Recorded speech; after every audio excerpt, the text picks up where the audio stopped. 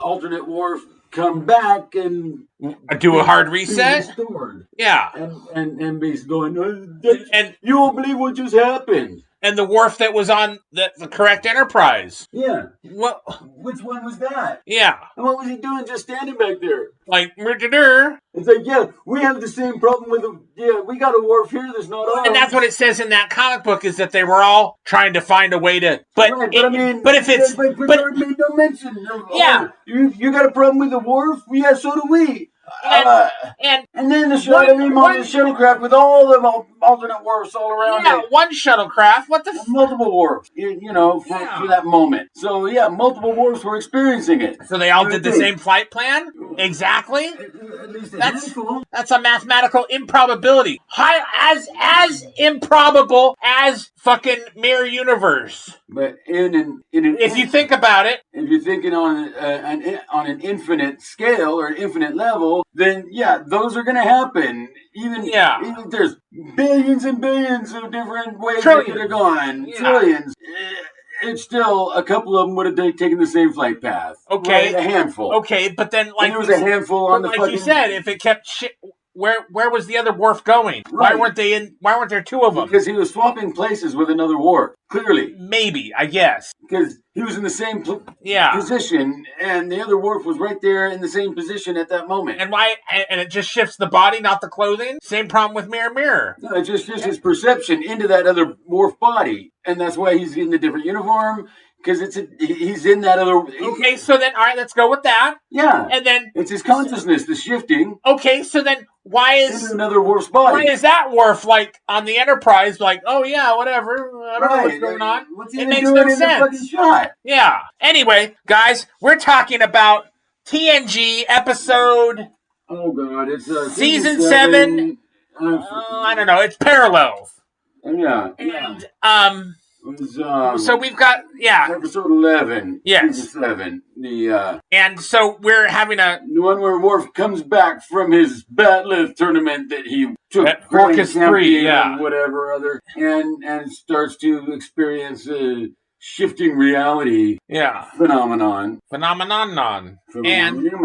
And it is sussed out through the bad writing that Geordi somehow propels him through, pushes him into another reality, whether it's his body or his consciousness, or certainly Geordi through the visor. Through the visor, the visor doing it. Yes, but then the visor operates on certain quantum levels of energy, whatever the fuck. But then wouldn't that fuck with Geordi's head and cook his fucking brain like a fucking microwave? Well, apparently not. But you know what I'm saying. You know what I'm saying. Fucking Krauts and their goddamn fucking microwave shit. Don't fucking get me started on that. But anyway, so in Code of Honor, we see how Geordi perceives reality. So it's more or less, so it's you get a glimpse of it. Yeah. So it is always on. His visor's always operating. But he can look at different spectrums of light. Yeah. You can see ultraviolet, infrared, and all those are functions of the visor, right? But the writing problem is that, whenever Geordi comes around, it's not like if you get a buildup of certain omega particles or chronoton field or any fucking horsewash fucking answer you could do just to throw it out, just to make it a little more believable. Because it's as soon as Geordi shows up, well, then every time Geordi shows up and he's got his fucking visor, and he's gonna fucking knock him into another reality. Yeah, and it's some kind of a proximity thing, So is it gets close enough to him, like when he was holding on to Worf's arm when he shifted that, he should have shifted right out of there again. Yeah. Is it a buildup in his cells because he busted through that barrier? And then there was always it'd take a few seconds. Geordi would come up to Worf and it'd be a few seconds before he felt faint and came out of it. Are we overthinking this? Or are we well, not really. We're just finding the problem because I actually like this episode. And I believe, is it a Brannon Braga episode? I don't know. We can find out. But so I don't have a problem with the concept because I loved the time tunnel, and that's a fucked up show too. Right. So they can never get back, but they can. The home base can fuck with them to try and push them into another point in time. So I'm always I'm down for anything wild and weird science fiction wise, but at some point you have to be like, whoa. Hold the fuck on. There is beyond a suspension of disbelief. Right, and we have to question. Okay, well, how would this work? Yeah, really. Yeah, because it's a story about our primary Worf that is in the main stretch, timeline, whatever, and it's his experience. But you would think other Worfs would be experiencing it too, and they could have given us a glimpse of that. or at It least wouldn't have taken much time. Yeah, but so it's just a little bit underdeveloped, and there's just a couple of little things that could have been tightened up that would have made it just because better. otherwise, because all the little and more feasible. I mean, as feasible as something like this would get, right? And because all the little Easter eggs where you see different versions of the Enterprise, the layout of the bridge, the layout of the engineering, Data has blue eyes, this, that, and the other, So you do get those little glimpses, and there's just cosmetic differences. But so yeah, it's just I want to like it more, but that's the main stumbling block of it. Yeah, it wouldn't have taken much for it to be, just some function of Geordi's visor that's a specific function is what triggers it. Or it accumulates in his cells. Geordi, would you run a scan of the blah blah blah with your visor? And when he engages it, that's what triggers the shift. Something more specific than just whenever Geordi's around. Yeah. You know what I mean? Yeah. So I'm just I want to. It's that little attention to detail. Yeah. And what's happening to the other Worf? What happens to the other Worf that he shifts into? Exactly. Where does that Worf go? Does he swap places with him, and he ends up where Worf just came from, and is experiencing the same? Oh my sweet baby Jesus! It is a Brannon Braga episode, so I'm surprised we got what we got, considering he is the master of Voyager's threshold. Oh God, yeah. So I guess we're just yelling at the wind like an old people because we're just lucky we got it this developed.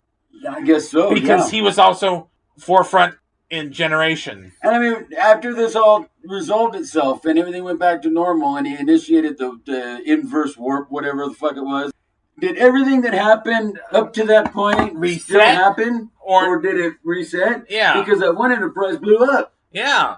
Would it have been restored back into their own timeline? Or did that Enterprise stay blown up? Yeah, because we were running a alternate reality series that we've lost track of because shit happens. But then Inverse Gaming or whatever they call it started doing something about the parallel this episode and the comics from that describe the other Enterprise's adventures leading up to this event. Was that the DC comics? No, it was different. It was the newer ones. So. Okay. But I'm like, it's still. So then it kind of just the problems I have with the episode, kind of like, yeah, and it just exacerbates it for me. Now I can just sit there like a vegetable and watch Star Trek and clap like a seal when Discovery comes on, or fucking Brave New World, or fucking Lower Deck. At the end of the day, a Lower Decker episode, At the end of the day, it is just a TV show, but it's still the highest standard sci-fi on TV, and they have a standard that, their reputation precedes them, and they need to do better. Yeah. I mean... You got to do better. Right, you got to do better. Trek producers. Yeah, well, they don't give a fuck. They got paid. Yeah. And he banged Jerry Ryan, so he don't give a fuck anyway. Well, you know what? Hey, more power to him. But it's a good episode overall. Yeah. It's just a few little nitpicky things that would have made it such a... That when you ask the question, it just blows everything up. It just does, yes. But, these alternate universe stories are all kind of subject to that. Wonky, yeah.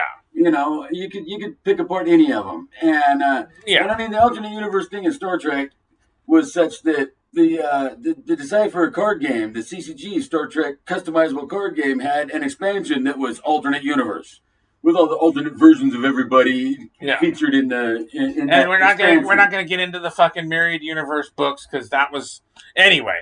So tell us what you think. Share. A whole other thing on the Mirror Universe because that was a whole different conversation. Share and subscribe.